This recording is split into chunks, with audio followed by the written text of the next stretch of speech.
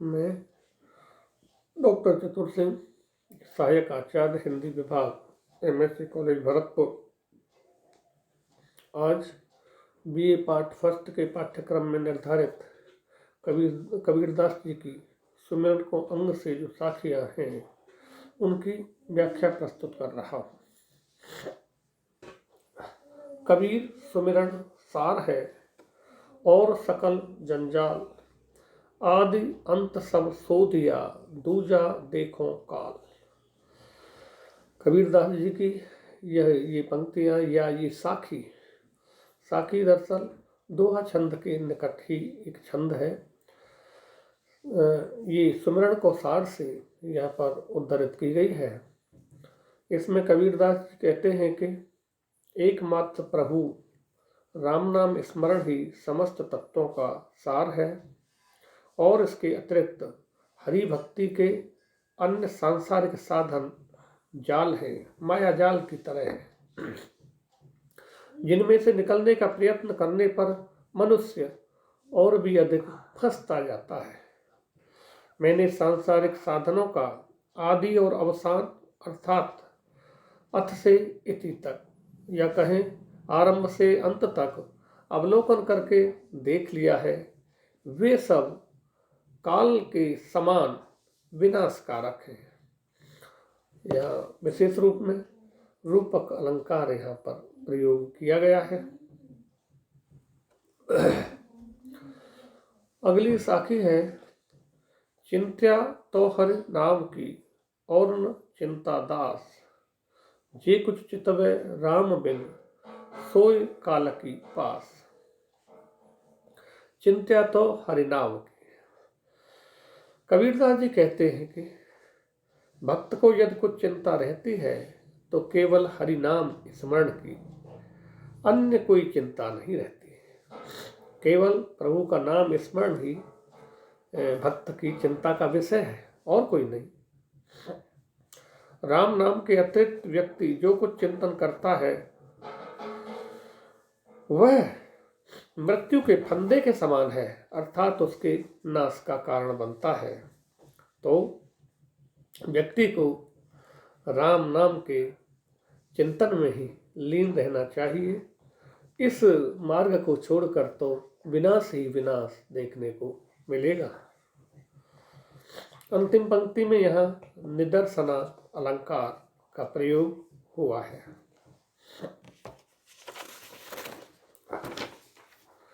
पंच संगी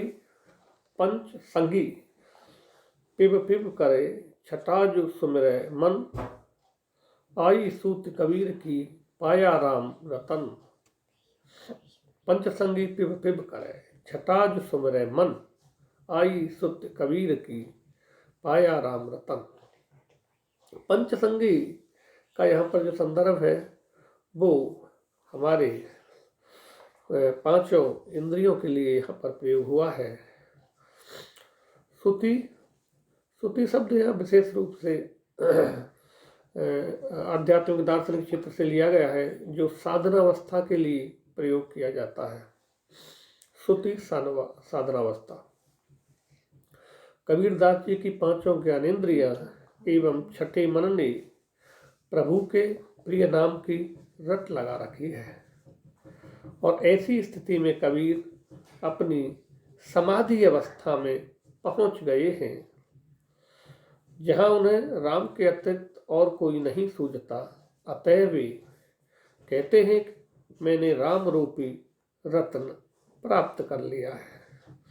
तो उनकी जो समाधि है, ज्ञानेंद्र पांचों ज्ञानेंद्र जो हमारे मनुष्य के हैं, चाहे वो श्रवण से संबंधित हो, चाहे श्वास से संबंधित हो, चाहे स्पर्श से संबंधित हो, पांचों ज्ञानेंद्रियां हमारी, चाहे वो देखने आँख से संबंधित हो, पांचों हमारी ज्ञानेंद्रियां और छठा मन प्रभु के प्रिय नाम की रट में लीन हो गए, समाधि की अवस्था को पहुंच गए और प्रभु की इस लीन अवस्था में पहुंचने का अतिरिक्त कुछ भी अब दिखाई नहीं देता। इसीलिए उन्होंने कहा है मैंने राम रूपी रत्न अब प्राप्त कर लिया है। रूपकाति संयुक्ति तथा रूपक अलंकार यहाँ प्रमुख रूप से प्रयुक्त हुए हैं।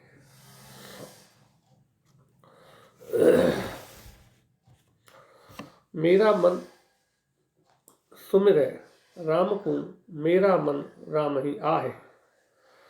अब मन राम ही बह रहा, शीस नवाओ काहे। ये जो पंक्तियां हैं ये साखी है, और यह साखी सुमिरन को अंग से ही उद्धृत है। मेरा मन सुमिरै राम को, मेरा मन राम ही आहे। अब मन राम ही बह रहा, शीस नवाओ काहे। कबीरदास जी इसमें कहते हैं कि राम नाम का स्मरण करते करते मेरा मन स्वयं ही राम में रम गया है, और इससे भी आगे अब वह स्वयं राम में हो गया है। जब स्वयं मन ही राम में हो गया है तो शीश किसे नवाया जाए। अर्थात भक्त और भगवान ही नाम स्मरण एक हो गए हैं। तो यहाँ पर भक्त और भगवान के स्मरण करते करते भक्त का राम में हो जाना, यहाँ ये अभिव्यक्ति मिली है। और अब भगवान और भक्त दोनों एक में एकाकार हो गए। अब किसके लिए शीश नवाएं, किसके लिए ये सब करें। इसमें भक्ति की चरम अभिव्यक्ति प्रकट हुई है। ये भक्ति की अंतिम अवस्था है, जहाँ पर पहुंचकर भक्त और भगवान में कोई अंतर नहीं रह जाता, सारे अंतर मिट जाते हैं। तू करता तू भया, मुझ में रही न हूँ। बारी फेरी बल गई, जित देखो तित तू। बड़ी सुंदर साखी है, और इसके अंतर्गत ये सुमरन को अंग से ही उद्धृत की गई है। इसके अंतर्गत कबीरदास जी कहते हैं, तू करता तू भया, मुझ में रही न हूँ। बारी फेरी बल गई, जित देखो तित तू। हे प्रभु, मैं तेरा नाम स्मरण करते करते तेरे स्वरूप में ही विलीन हो गया हूँ। मुझ में किंचित भी अहंकार का जो तत्व है शेष नहीं रह गया है। अर्थात मुझे अपने पृथक अस्तित्व का ज्ञान ही न रहा है। अब मैं प्रभु तेरे ऊपर बार बार बलिहारी जाता हूँ, क्योंकि जिधर देखता हूँ उधर तू ही तू दृष्टिगत होता है। तो भक्त या कबीरदास जी प्रभु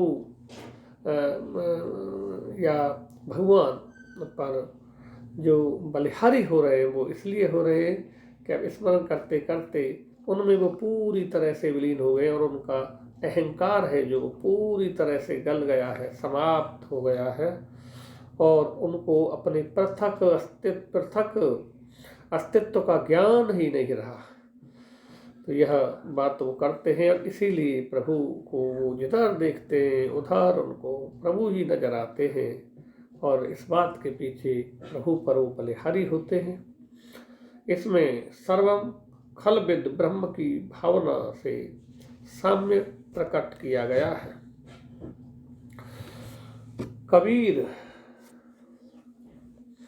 कबीर निर्भय राम जब लग दीवे बात, तेल घटिया बाती पुची, तब सोवेगा दिन रात।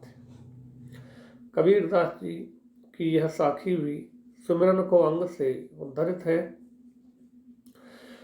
कबीर निर्भय राम जब लग दीवे बात, तेल घटिया बाती बुझी, तब सोवेगा दिन रात।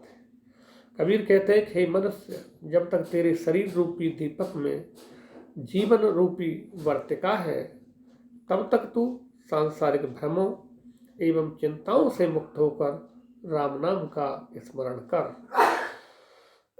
व्यर्थ आलस्य सुसुप्तावस्था में अपना जीवन मत गवा, क्योंकि जब श्वास रूपी तेल समाप्त हो जाने पर जीवन वर्तिका बुझ जाएगी, तब अहर्निश चिर निद्रा में ही सोवेगा।